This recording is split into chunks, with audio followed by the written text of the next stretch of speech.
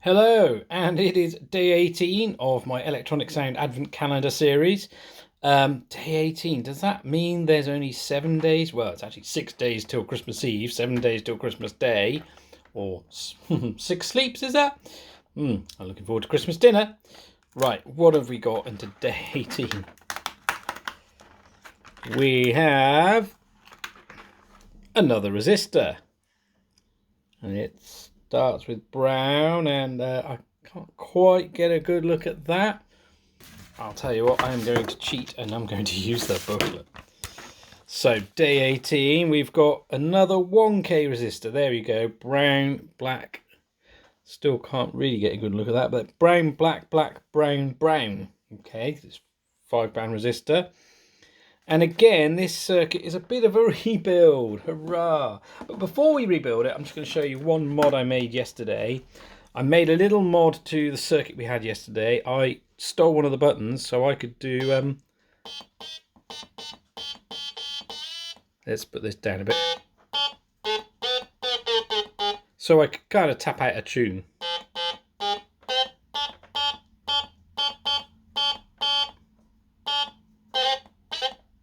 But it doesn't quite, it's not very tuneful, I suppose.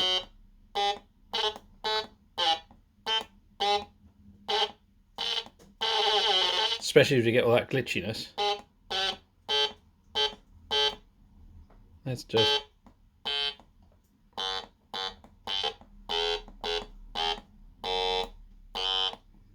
somewhere.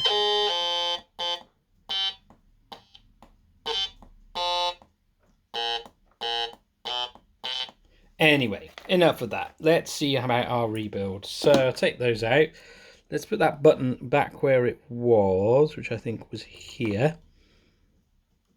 And we've still got this pin here, but all of that comes out of storage. We now have 3. Yeah, okay. So we've got 3 jumpers there, so we're going to need one more jumper. I'm going to make a jumper about that long.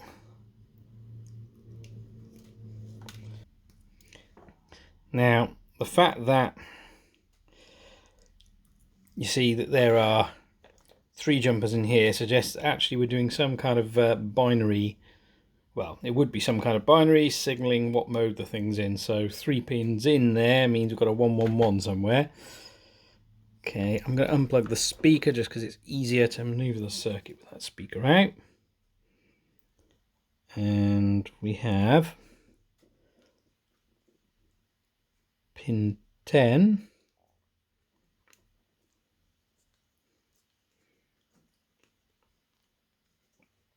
And pins 8 and 7. So different mode from yesterday, clearly. And that's out. Those 2 wires are still in, that's still in. This capacitor between that pin and one across. Okay. Now I am assuming that we have the same ones here. No, we don't. Okay. So that one is between this pin here, that pin over there. Oh, we got another jumper across the gap. So make a slightly longer jumper.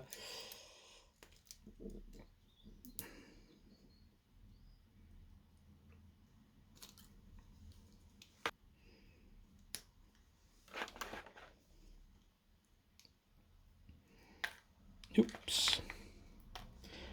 Butterfingers.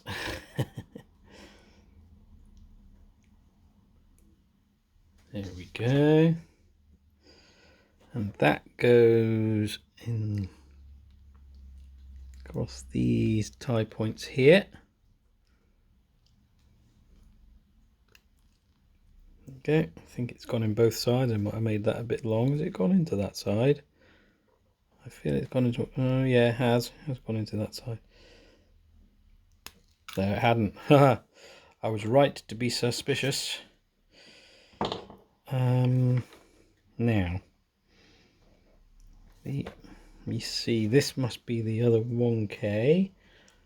And that goes between this pin and ground. Ah, we have yet another jumper down here. Okay. It would be nice if they actually said you need this many jumpers, so then you could just kind of prepare them all instead of spotting them as you go along.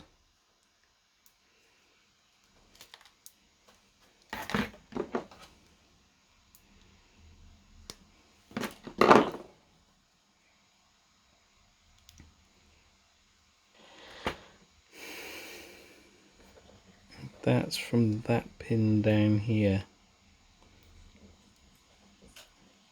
So I see that's just pulling whatever's going to go in there down to ground, which is this capacitor. Okay, so that's just a capacitor down to ground. Huh, okay, fine.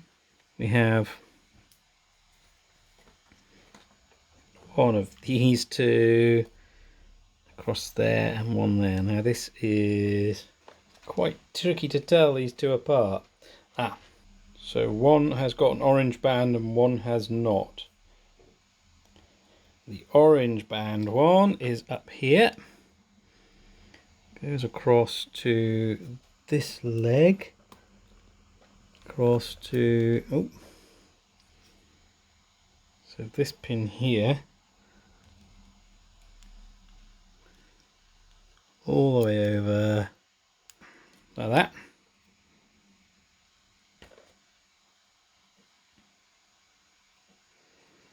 This resistor goes from that pin there to where? Oh, to there.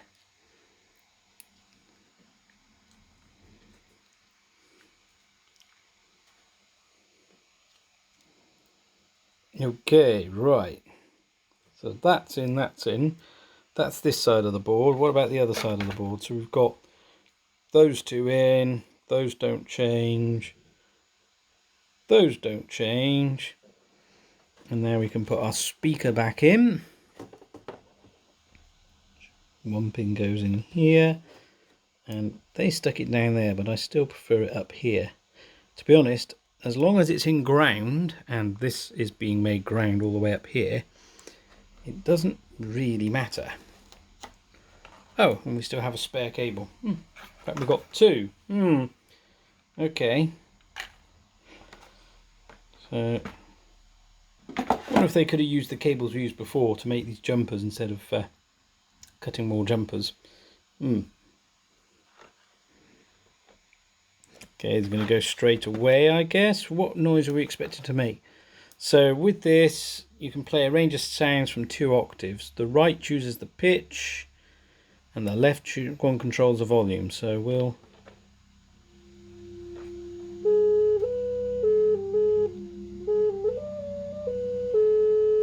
And...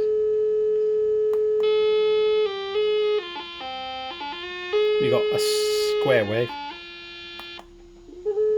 sine wave. This button doesn't do anything. And that controls your volume.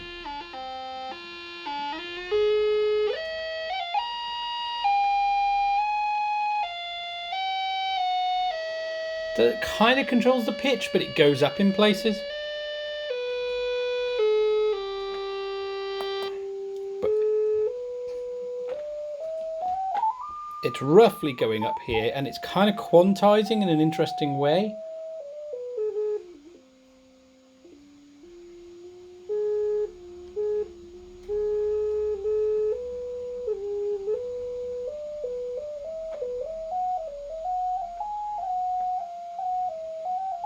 See here,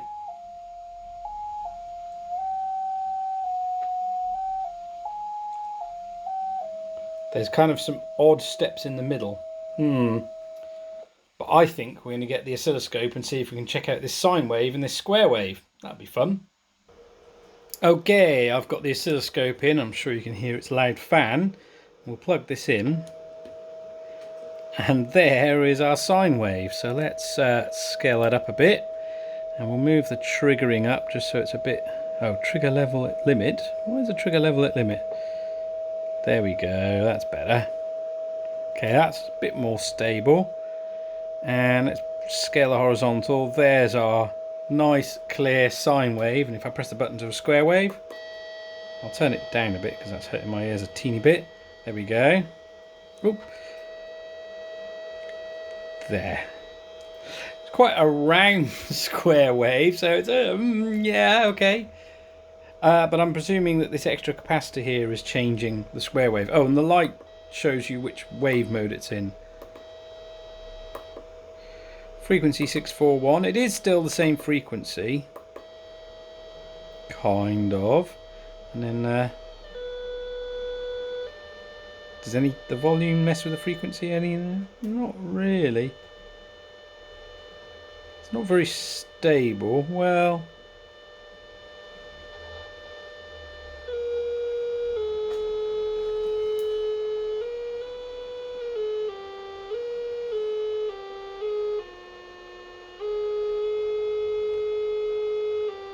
can't get 440, can I? Nope, nothing near 440.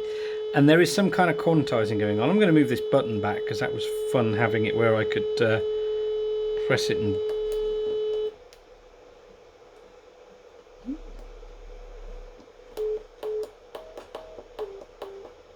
Ah! If you... Obviously here I am now resetting the controller, and if I reset the controller it always goes back to a sine wave. That tells us something about the circuit.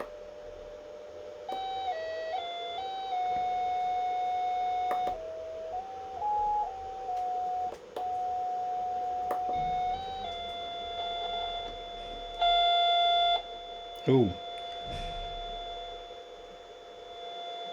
There was an interesting moment of what appeared to be interference on that that pot there.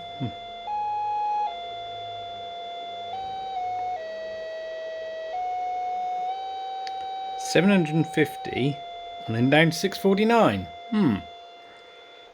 At the moment I think tracing out these circuits is less useful because we're just really...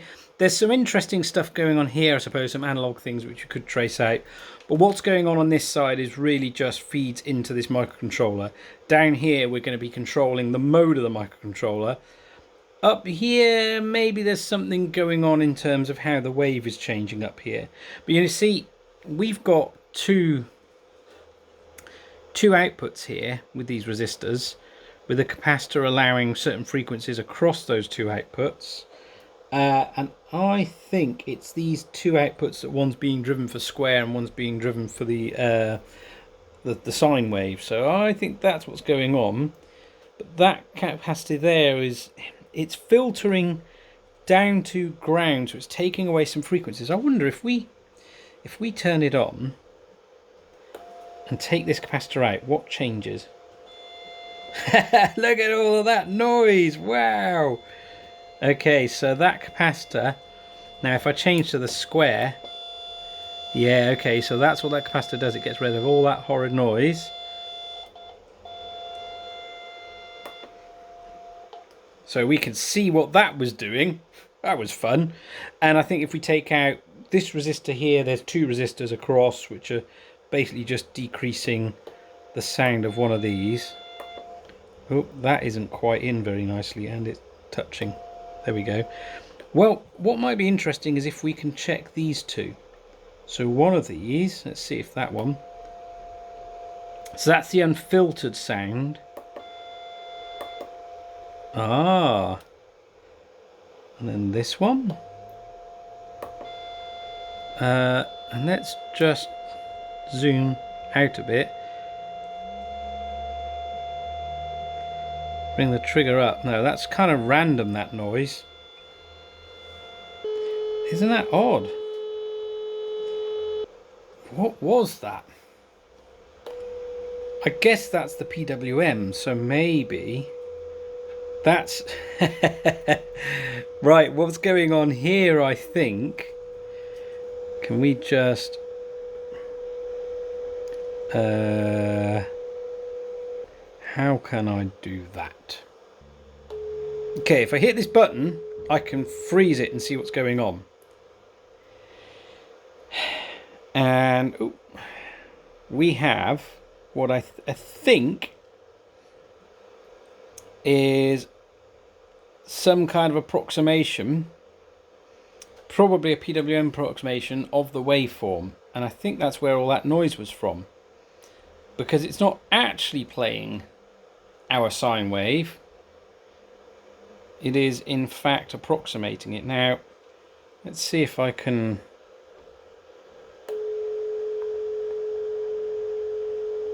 I scale out so I can see more.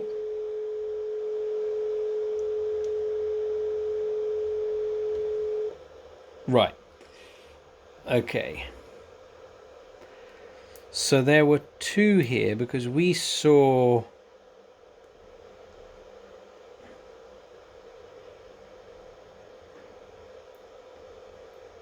let me see, we saw two different waveforms. We saw the big spikes and we saw our, I guess, our waveform coming out as well, the waveform we're hearing. So can we see, kind of, you can kind of see there is PWM going on in this. It's not a straight waveform, and bear in mind that this controller is likely only to be able to output a digital signal, maybe well, a PWM digital signal where things are on and off for certain amounts of time and not things that are actually analog. So it's really only got two output levels. Now I wonder if we can see what happens with the volume. So I'll scale in.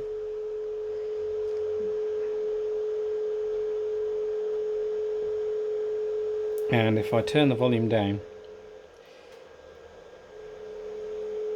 see, it's not changing the size of that wave. Maybe we can see if the other side changes anything. Oh, wrong one. Ah, there we go. So now we can see that is a PWM signal. If I change it to square, oh, that's a much clearer square. Okay.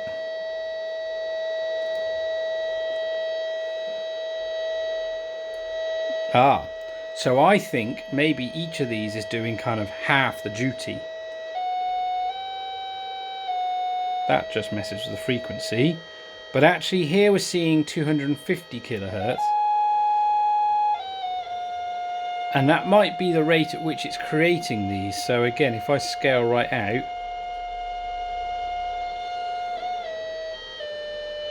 no, we can't see that here. Can we see that here? Nope. Whereas if we go right onto the output,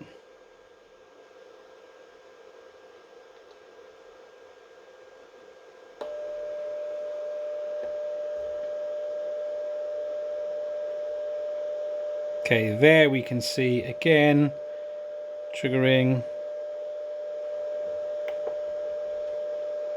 There we are. So that gives us our sine wave, and it really is a sine wave. It's just not a sine wave at this end of things. So if I capture that, let's zoom right out, capture, zoom in, and maybe that there is our, I think that is a PWM signal made to behave like a sine wave. I hope you found that interesting. Again, a bit of a dive into how we're actually making these sounds from a digital output. Anyway, go make stuff and be awesome. Enjoy day 18 of Advent and your preparations for Christmas. I hope they're going well. And we'll see you back tomorrow for tomorrow's Advent day. Bye! Okay, I have hit the red, right. Take two.